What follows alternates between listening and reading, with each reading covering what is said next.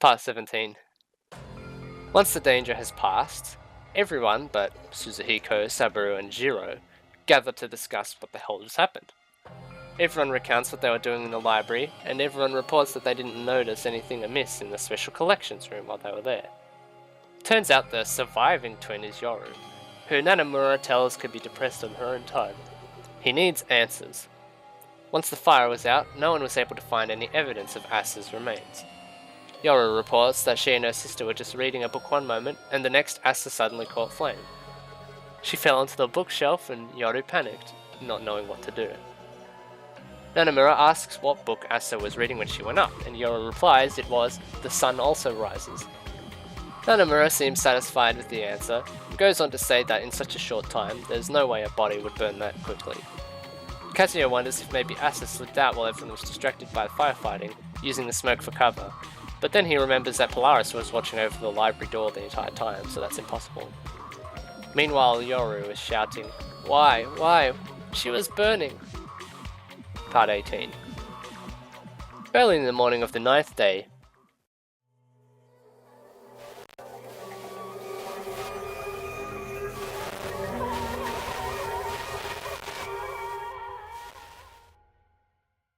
Yoru's body was discovered. She had died in her own room. Her neck was sliced. Her head, nowhere to be found. This time it's no locked room murder mystery. It seems the culprit has used up all their luck, Nanamura mumbled, looking at the headless corpse. Everyone please gather at once. It's time to reveal the solution to this mystery. Part 19. Everyone, minus Suzuhiko and Saburo as usual, gathers in the cafeteria to hear Nanamura explain to them what's going on. Aside from Pennyworth, there are 9 survivors of the original 15. Nanamura gets up and says that as the Allegro agitato, he's going to start explaining how things went down, but he'll try to do so in a format that makes it easier for the reader to follow along. Shinobu ignores this, impressed that instead he's already discovered the culprit. Nanamura tells her that it's a cliche thing to say, but he'll respond with another cliche thing. He solved all of the mysteries. But first, he's going to reveal the trick behind Asa's spontaneous combustion. Basically, Yoru made sure everyone saw her go into the special collections room, and then she lit the Asa doll on fire. Mitsu responds with a giant, "What the fuck?" asking if that was a doll, and where the real Asa was. Togami Asa never existed. What you saw, ladies and gentlemen, was a skillfully made doll. Now, I've noticed that in Western mystery fiction, the detective solves his cases through highly perceptive observation and tiny details, while in a lot of Japanese mystery fiction I've read, the detective is the one person with enough sense to be like, the missing guy's corpse has been on the floor at your feet the whole time, or one of the twins was a doll. So yeah, everyone has a tough time swallowing this, but Nanamura counters them. She walks normally. No, Yoru was always supporting her, and that's why they were always arm in arm. Has anyone ever spoken to Asa alone?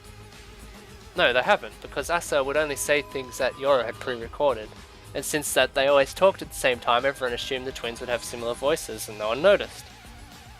So yeah, Yoru lit the doll on fire, threw herself out of the room, and screamed that it was burning, and let things go from there. Nanamura confirms with Pennyworth that while blades are strictly prohibited, matches and things like that are not. Ayumi asks why Yoru made Asa to begin with, and why she set her on fire. To answer the first question, Nanamura says that it was to increase the odds of winning. Having 2 horses in a race is better than 1.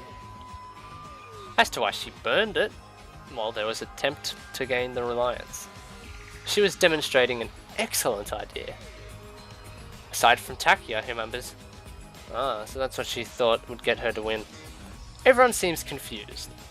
Nanamura explains that Yoru understood the goal of the competition was to develop a brilliant mystery, so she tried to set up one where the body disappeared after a fire. Kazuya gets it now.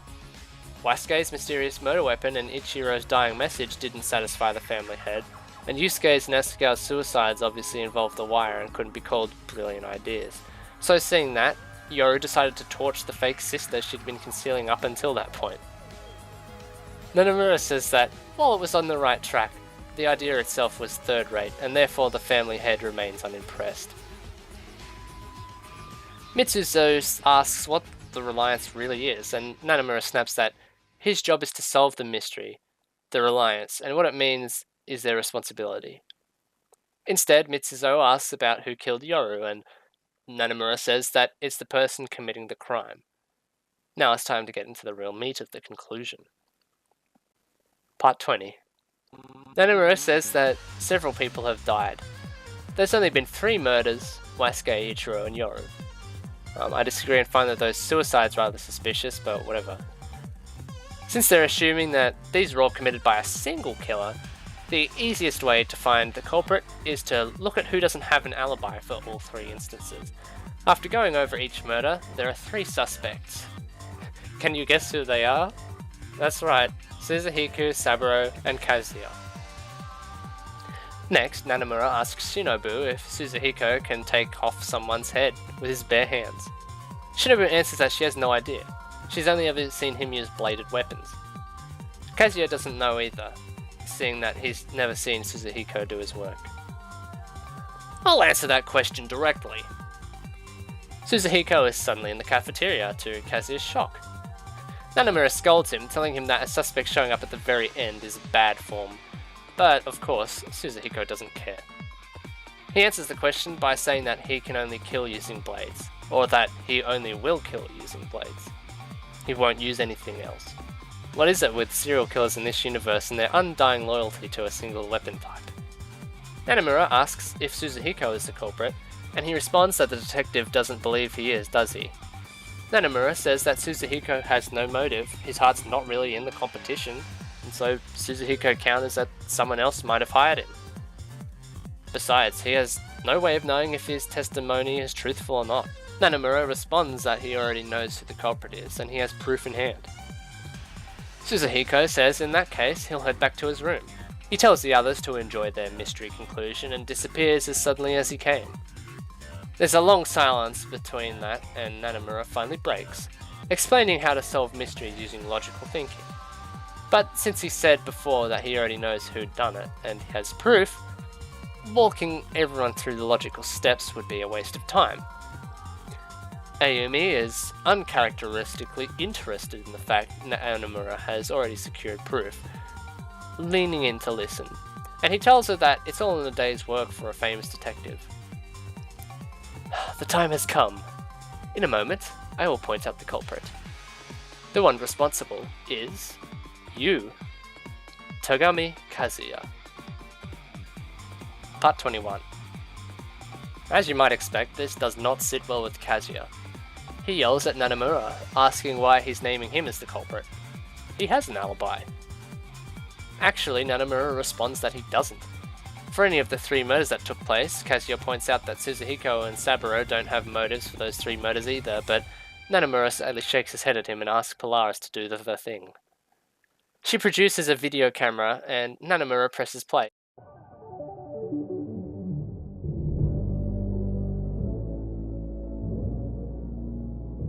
Everyone is treated to a video of Saburo enthusiastically singing and dancing to an idol song, Buck Naked. This repulsive video is apparently Saburo-kun's hobby. While in this castle, he has not left his room, vigorously singing to idol songs, completely naked.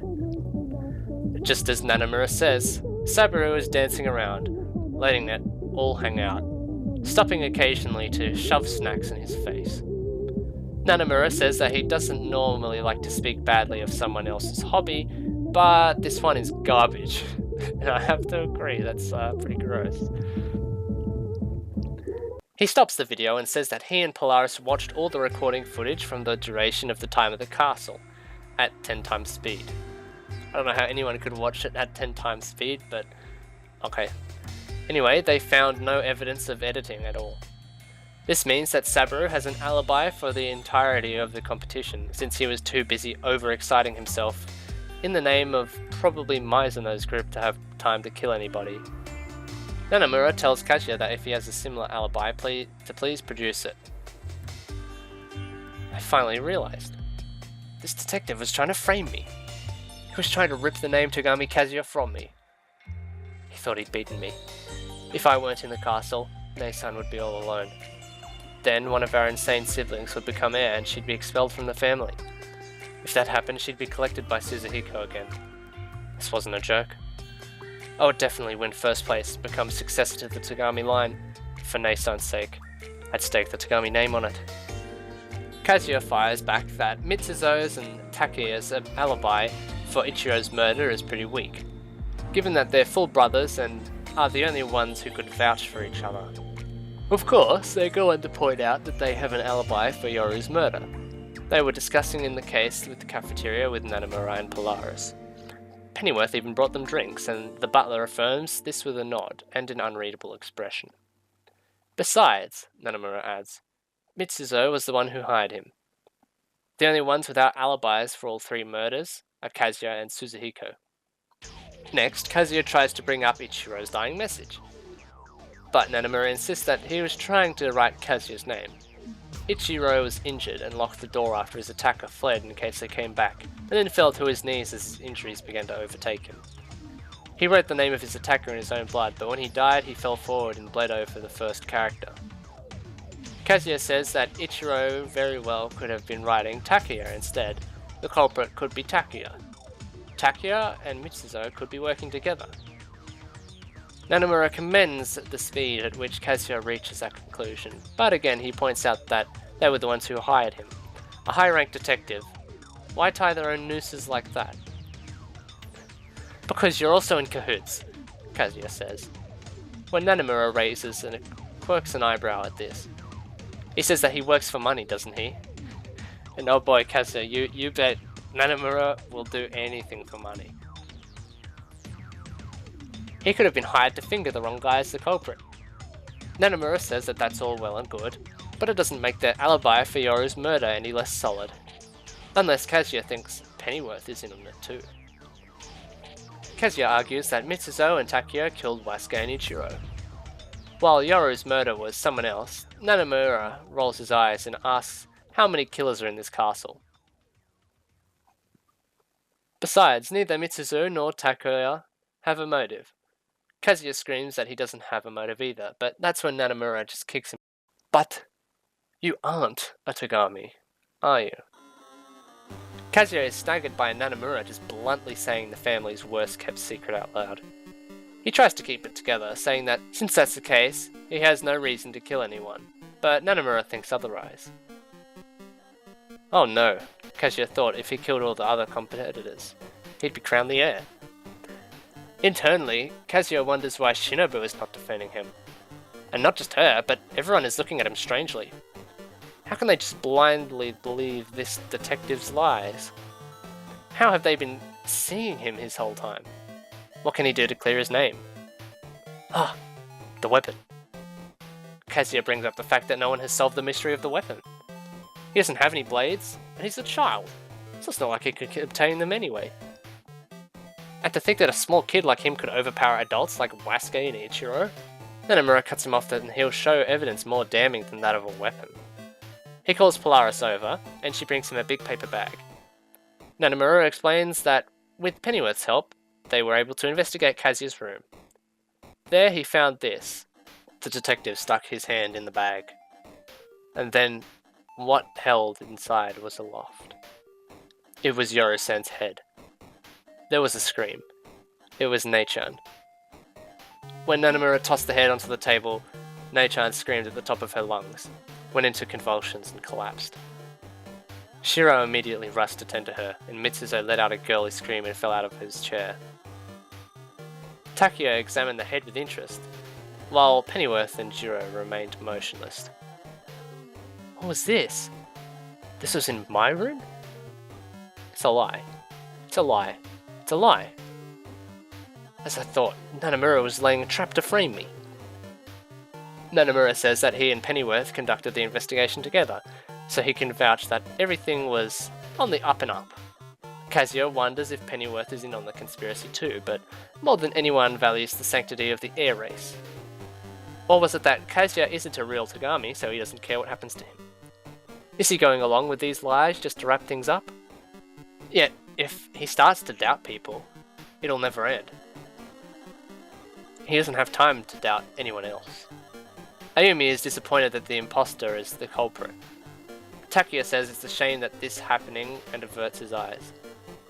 And Mitsuzo screams for Kazuya to be thrown in the basement dungeon until the end of the competition. Everyone falls silent, and Kazuya wonders if there really is a basement dungeon in this very castle. Nanamura produces a wine glass out of nowhere, and Kazuya thinks that the wine is redder than blood. And that's all for my conclusion. In the detective world, we don't toast at the beginning, but rather when things are over. Well then, ladies and gentlemen, to the end of the bloodshed. Nanamura elegantly raised its glass. Skull.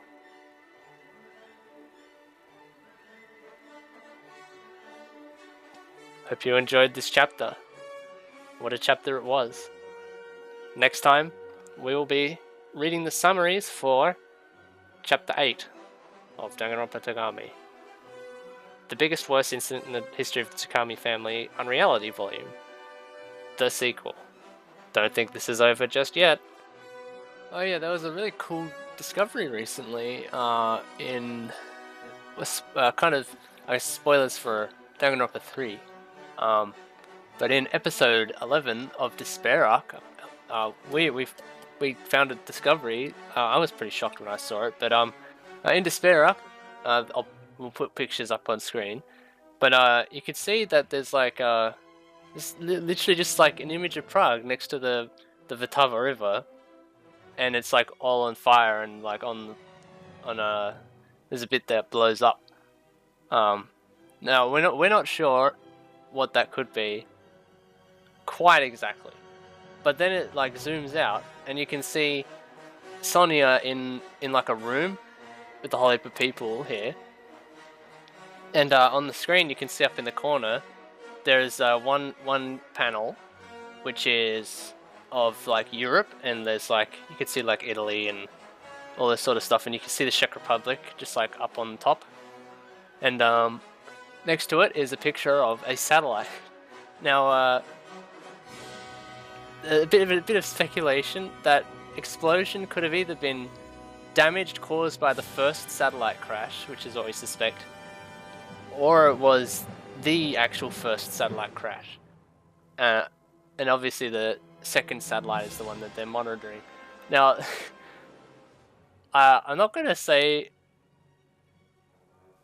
Well, I want to say Togami confirmed as a reference there, seeing that DR3 is like they love referring to spin-off material in that show, like to an extreme, excruciating detail that not many people would actually even care to pick up on if they were not analyzing frame by frame, which is what I actually like love about DR3 is the amount of like, even for the amount of stuff that it gets wrong.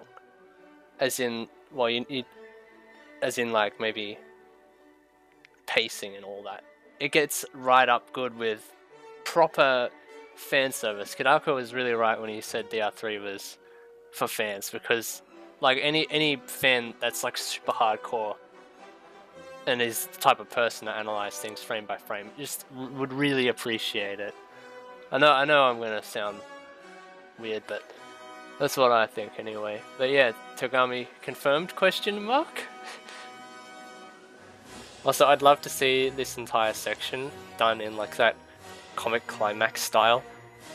If we were to ever make a Togami game after the Zero game, I would definitely want to see that. That'd be awesome. Anyway, hope you all had a great time. I'm having a lot of fun doing this, so see you guys in the next video.